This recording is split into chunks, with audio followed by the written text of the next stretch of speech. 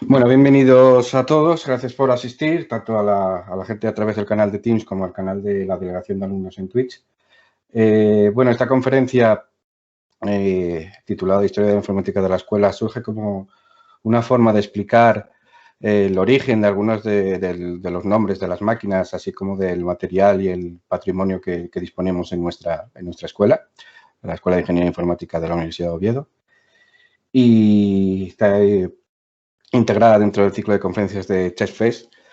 Y bueno, nos montamos en el DeLorean del cartel y nos vamos a 1965. En ese año, el catedrático Carlos Conde, catedrático de matemáticas de la Escuela de Minas de la Universidad de Oviedo, recién nombrado, decide apostar por la compra de un nuevo equipamiento de cálculo científico, la IBM 1130, que es la que está en esta fotografía que muchos de vosotros reconoceréis de los pasillos de la primera planta de la escuela. Como digo, inspirado por la Escuela de Minas de París y subvencionado por la UNESCO con un valor de casi 6 millones, entre 5 y 6 millones de pesetas de la época, pudo comprar este nuevo equipamiento que estuvo en servicio desde 1965 hasta mediados de los años 70. Kilian, perdona que te corte, pero es que se te están o sea, estás presentando las notas del LibreOffice, no la presentación en sí. Vale. Esto es fácil de solucionar cambiando. A ver, ahora. ¿Ahora se ve una pantalla en blanco? Ahora sí. Sí, ahora Muy bien. ¿Sí? Sí, perfecto. Vale. Bueno, lo que decía, esta máquina, que es la que ahora sí supongo que la podréis ver mejor, que reconoceréis dentro del edificio, se trata de la IBM 1130, ¿de acuerdo? Está compuesta por la serie, por varios componentes, entre los que figura la CPU, que sería la 1131, que es esta parte de aquí, una lectora de tarjetas perforadas y una impresora en línea, bastante buena para aquella época. La máquina, que tiene una arquitectura de 16 bits, se puede introducir los datos directamente a través de 16 conmutadores que se puede ver en esta zona de la consola. A su vez, también dispone de una consola Selectric de entrada de datos a través de teclado con una impresión a través de bastante curioso el dispositivo porque es como una esfera que tiene dibujados todos los caracteres a la hora de imprimir en papel. Dicha máquina, por la parte de atrás, una vez abierta, dispone de módulos SLT, tecnología de estado sólido, que no llegan a ser los integrados. Daos cuenta que estamos hablando de 1965, donde todavía el hombre no había llegado a la Luna, estamos en plena carrera espacial. Dicho cableado es visible, como los hilos, se puede visualizar perfectamente y realmente es una gozada verlo por dentro, teniendo en cuenta el funcionamiento y la época de la que se trata.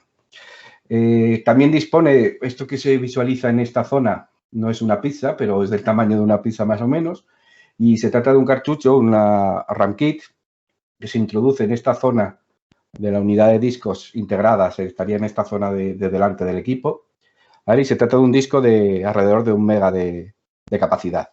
También está disponible una unidad de discos múltiples.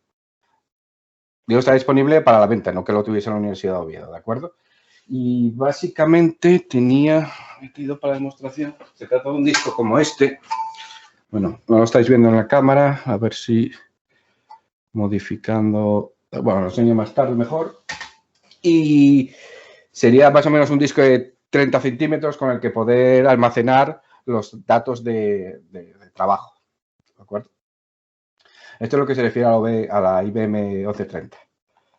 Saltamos ya al año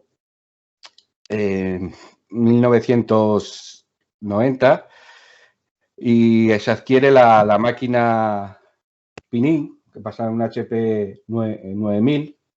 Pinin era una historieta bastante famosa en el ámbito asturiano regional, titulada Telva Pinón y su sobrino Pinin. Esta máquina se compraron varias que recibían esos nombres, pero esta en concreto tiene la característica de que posiblemente haya albergado la primera página web no de la universidad, sino en la universidad, ¿vale? Tecnológicamente, esta zona sería el disco duro, ¿de acuerdo? De unos 500 megas, y esta parte de aquí sería el procesador y la tarjeta gráfica. Aunque parezca que esto forme todo el mismo cuerpo, en realidad este es un pupitre de la Universidad de Oviedo y esto es una terminal independiente de otro equipo. La máquina en sí, estaríamos hablando de estos dos módulos, ¿vale? Ubicados. Bueno, esto ya veremos más adelante. Este fue el arranque que conseguimos hacer de esa máquina, basada en un sistema operativo UNIX, el UP-UX. Y, como digo, posiblemente haya albergado la primera, según me han informado, la primera página dentro de la Universidad de Oviedo. Avanzamos más en el tiempo y muchos reconoceréis este armario, este rack, que está disponible en la primera planta de la sede de la Escuela de Informática de la Universidad de Oviedo. Se trata de un clúster, bueno, está integrado en un clúster de al menos 2 nodos del Centro de Proceso de Datos de la Universidad de Oviedo en la calle González de Sada. Aunque todavía está pendiente de confirmar, parece que está destinado a la gestión académica con una aplicación que existía antes que se llamaba Sidra. Y se trata de un escalable Power Parallel, de ahí lo de SP, ¿vale? Basado en una tecnología RIX, de Reduce Instruction Set Computer, ¿vale? Con un procesador Power 2, unos 300 MHz. El sistema operativo, dependiendo del uso que se hiciera de él, podría estar basado en el AIX de IBM o en el OS2. ¿De acuerdo? Y esto para lo que muchos habréis venido.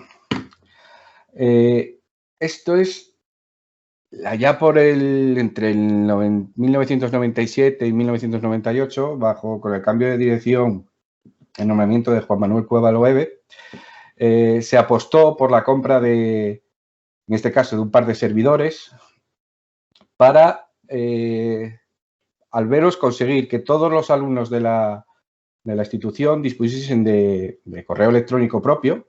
Estamos hablando de 1997, donde no era nada habitual. No existía, desde luego, las cuentas de correo que ahora consideramos corporativas.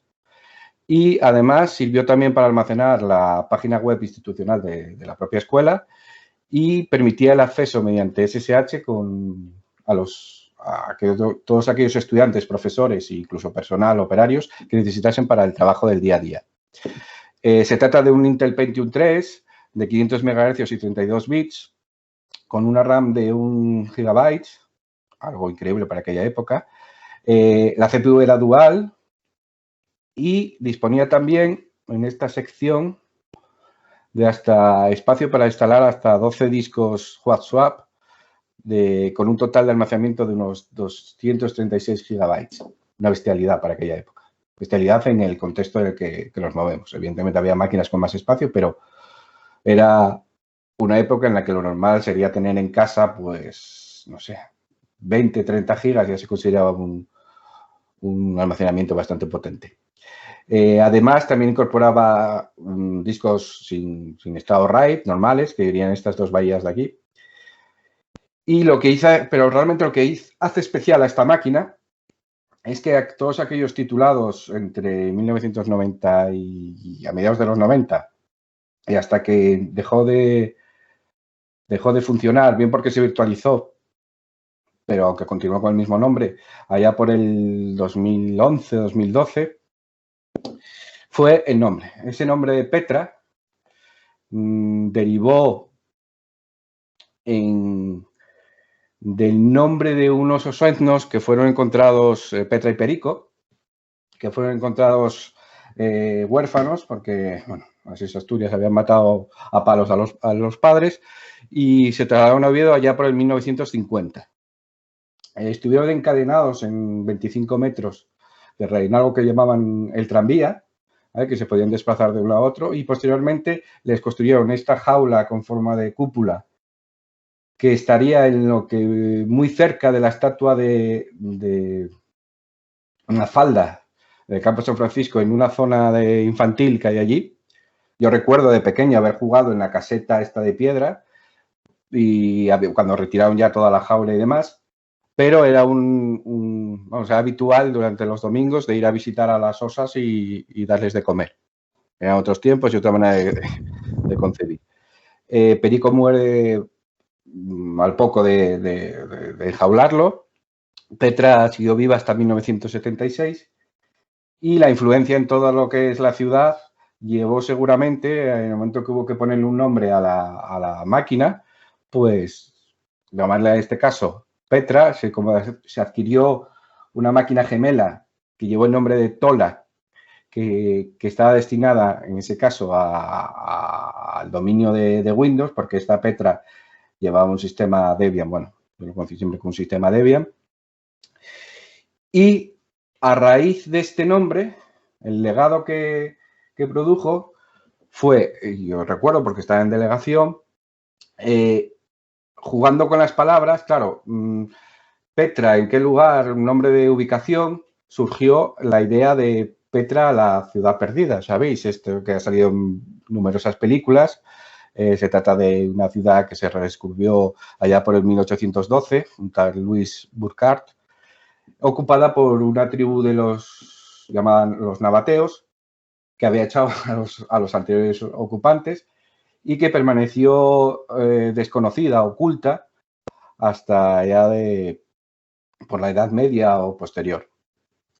Este desfiladero, que se llamaba Al-Shaqit, y todos los nombres, Al-Yazed y demás, que es el tesoro de Petra, que es esta fachada tan característica, fue una manera de dar un folclore a todo aquello que desde la delegación de alumnos utilizábamos a la hora de, ya sabéis, como broma, a la hora de dar nombre a diferentes servicios y diferentes actividades. En concreto, yo recuerdo, había el boletín Infovitio, que era un boletín que se creó para informar de todas las novedades y actividades de las que se hacían dentro de la escuela. Tenía una sección que se llamaba Los Nabateos, derivado de este nombre, en el que se resolvían dudas de cómo funcionaba Petra o dudas informáticas de cómo configurar determinados servicios de correo, cómo poder acceder desde casa. Porque claro, hay que recordar, y esto es muy importante, que en aquella época, estamos hablando hasta el 2002-2003 que se popularizara los servicios de acceso de banda ancha, la gente accedía a través de un módem. No existían redes sociales.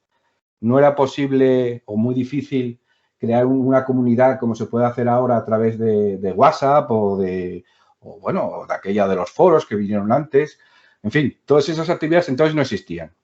Sí que existían canales IRC, de hecho se utilizaban, existían comunidades virtuales como el Mood, existían antes de eso también las BBS, pero la mayoría estábamos hablando de un entorno basado en texto. Esto que permitía utilizar a través de un módem que tú conectabas cuando las horas que te permitía, de 6 a 9 de la mañana, pues la banda que era barata. Yo me acuerdo de haber pasado muchas horas conectados a esa máquina. De hecho, aún recuerdo que la firma del correo era eterno merodeador en reinos de nabateos. Y claro, era el lugar de encuentro para todos aquellos estudiantes a la hora de poder comunicarse o crear la comunidad. Pero también una herramienta que servía para poder hacer el trabajo del día a día, poder hacer la entrega de trabajos a través de la compilación con la máquina Java que existía dentro, podías compilar en C, las prácticas de operativos era el único entorno que te permitía hacer las pruebas en Unis/Linux. Era el primer contacto para muchos estudiantes de un entorno no basado en máquinas Windows. Y con el paso del tiempo adquirió una personalidad que llevó a que a la hora de tener que escoger un nombre para una posible mascota o cuál sería la mascota, pues lo más apropiado se consideró que podía ser un oso que evocase a esta osa Petra. Gracias al trabajo del antiguo director Jamín y de Sofía Martínez de representantes, pues se adquirieron, en este caso, 4 peluches que supongo que muchos de vosotros y vosotras ya habéis reconocido en varias de fotografías del concurso. Y se diseñó unos nuevos logos, no son los logos de la escuela, sino los logos de la mascota, además por Vanessa Redondo, hermana del profesor Redondo, con un agradecimiento a su trabajo también. Y bueno, en esta presentación hemos visto varias fotografías, o he mostrado varias fotografías de equipos antiguos, pero que no basta solo con el hecho de recuperarlos, sino que también quería hablar o citar a la asociación Array, una asociación creada a raíz de la primera exposición que se realizó en la escuela cuando tenía la sede en Ciencias, llamada Asociación para la Recuperación y Restauración de Artículos Informáticos. Esta asociación, allá por 1999, consiguió recopilar no solo las máquinas que hemos visto, sino multitud de máquinas de 8 bits, calculadoras, etcétera, y organizar una exposición en el vestíbulo de la Universidad de Ciencias, que es sede compartida con la Escuela de Informática. Posteriormente se fueron realizando más eventos. En concreto, la segunda edición, que esta de aquí, cabe nombrar la asistencia de Carlos Conde, el que compró la máquina IBM 1130, y bueno, por entonces el rector Juan Vázquez, el antiguo director de la escuela Juan Manuel Cueva, Crespo y Alfonso, que eran miembros de esta asociación. Esta asociación organizó también otras actividades de cara al primer Congreso de Ciberciudadanos. Si no lo reconocéis, eres el otro director, Labra.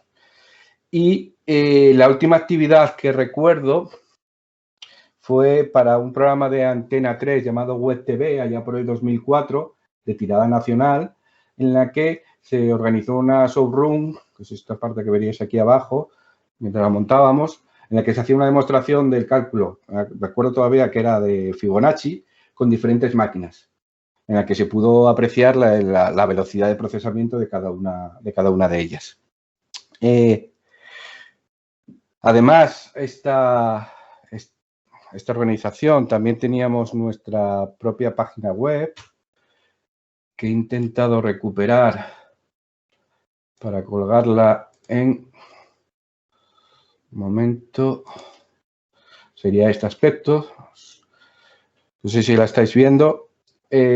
Super responsive. Como veis, era otra época, otra manera de hacer las páginas web. Y en ella, aparte de la información de estas actividades que os comentaba, también figuraron en ese boletín que os comentaba del Infovitio, había una sección bautizada como Trilobytes, en la que escribíamos sobre, no sé, el origen de determinadas, la disposición del teclado, en fin, el origen de la ley de Moore, anécdotas basadas en lo que escribían otras personas o traducciones de lo que habían escrito otras personas. También escribíamos biografías. Yo recuerdo que antes de que fuera trending topic lo de la mujer en STEM, haber escrito haber traducido, mejor dicho, este artículo sobre Ada Lovelace, que no todo el mundo lo sabe, fue la primera programadora reconocida de la historia como tal, la sobrina de Lord Byron. Y en fin, toda esta información y actividades, la idea era poder conseguir que la gente se habituase o que reconociese el valor que tiene todo ese patrimonio industrial, que supongo que esto sucederá todo tipo de antigüedades. Pero en el caso de la informática y de esto industrial, uno de los problemas que más evidentes o que producen la pérdida de esa información es ese paso entre que algo es simplemente obsoleto a cuando pasa a considerarse una antigüedad. Esa transición, que apenas dura 5 o 6 años, por poner una cifra, en el ámbito de la informática, es lo que echa a perder multitud de patrimonio que bastaría con el simple hecho de guardarlo o almacenarlo en algo como la escuela de informática o en algún otro sitio a la hora de poder no sé, en un futuro organizar nuevas actividades y nuevas exposiciones que permitiesen disfrutar de ese patrimonio a generaciones posteriores. Pero claro, todo esto requiere que la gente participe y que aporte su tiempo y organización a la hora de producir nueva savia que organice y que sirva para organizar nuevas actividades. Por ese motivo, una de las razones de esta conferencia era animaros a todos aquellos recién llegados a la escuela o que aún vais a continuar un tiempo, incluso gente del profesorado, a continuar con actividades como por ejemplo la que ya en su momento se organizó, el 35 aniversario de la escuela, en la que multitud de docentes aportaron determinado equipamiento, información, etcétera, para organizar una exposición, o la iniciativa de José Redondo a la hora de catalogar todas las CPUs que podéis ver en las vitrinas de la planta baja del edificio. Bueno, y bueno, como creo que ya me estoy yendo un poco de la hora, básicamente agradeceros a todos la asistencia, disculpar el desplazamiento horario y bueno, recordaros también que todas las petras que habéis visto en esta exposición son válidas para el concurso que sabéis que se está realizando por parte de la delegación de alumnos para el sorteo de un peluche como este. Esas son las 4 hermanas originales. Se compró una para dirección, otra para delegación de alumnos y, bueno, otra para Sofía y otra para mí, que me lo compré, ya que el nombre. Y también agradecer a todos los organizadores el trabajo que habéis hecho para sacar adelante Sitges Fest. Increíble la conferencia anterior y con muchas ganas de incorporar la información que comentaba Ariadna sobre las desarrolladoras de videojuegos. Los primos desconocía completamente esa información y creo que es algo muy importante. Y, como no, agradecer también a todos los asistentes que lo habéis visualizado a través del canal de Teams o de Twitch. Y, bueno, quedo a disposición para cualquier pregunta que queráis hacer.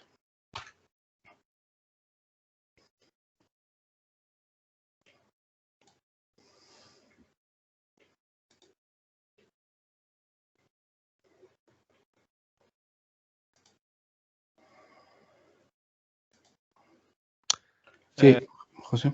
Mira, yo lo primero agradecerte la labor de recopilación de información que a día de hoy, si no existe gente como tú que la pueda conservar, probablemente estuviera muy difícil de acceder.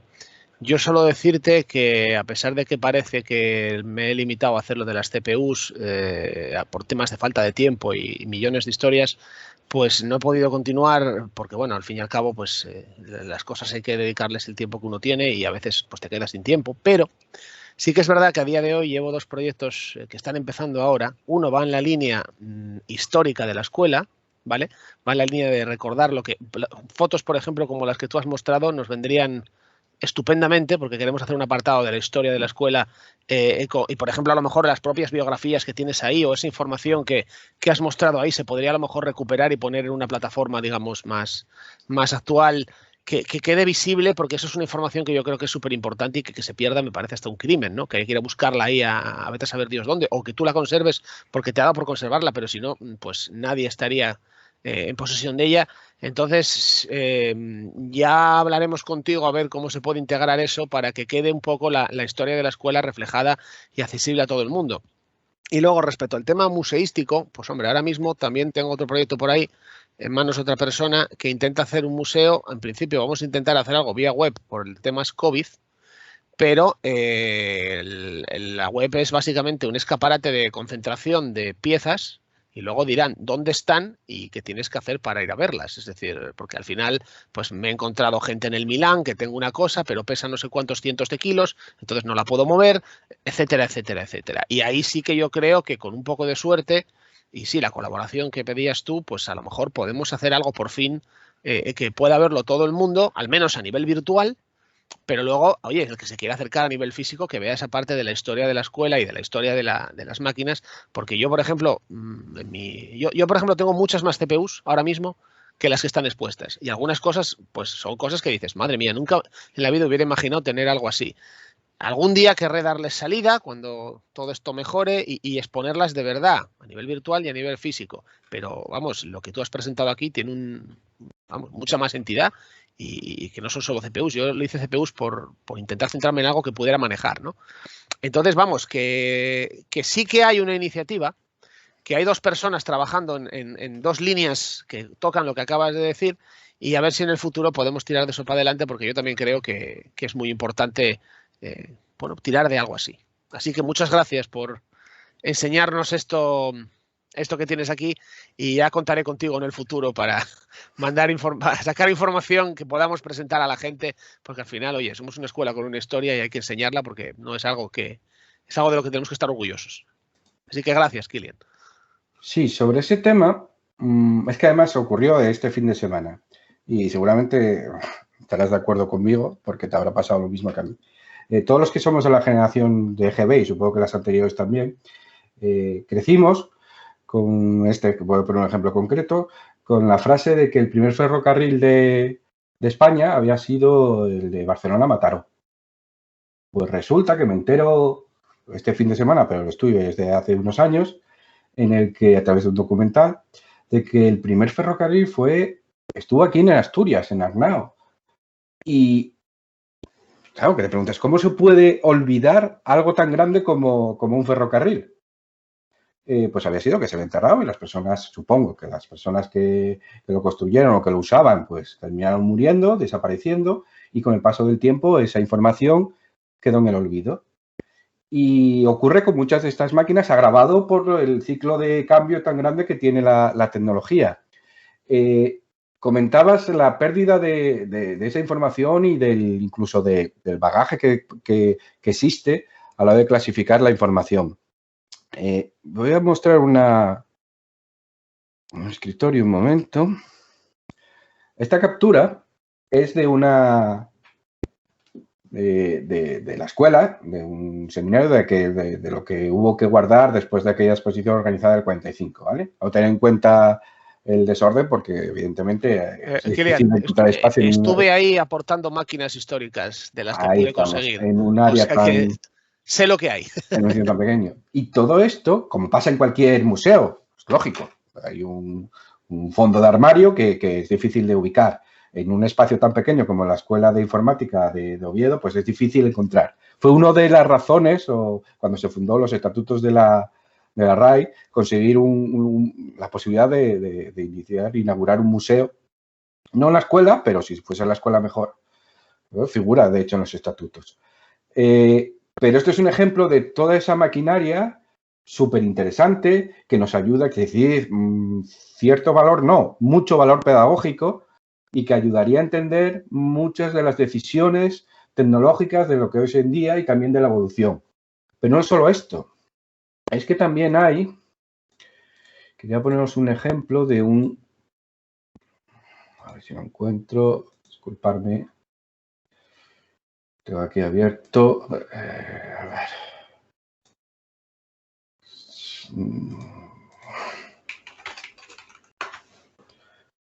Mi inspiración, y a todos aquellos que les guste la historia, les aconsejo que se compren la historia tecnológica, la informática, que se compren este libro, es este autor que es español, Andreu Balea, que escribió un libro sobre la creación de Internet, en el que entrevistaba a todas aquellas personas o identidades que consiguieron crear o evolucionar lo que hoy conocemos como Internet.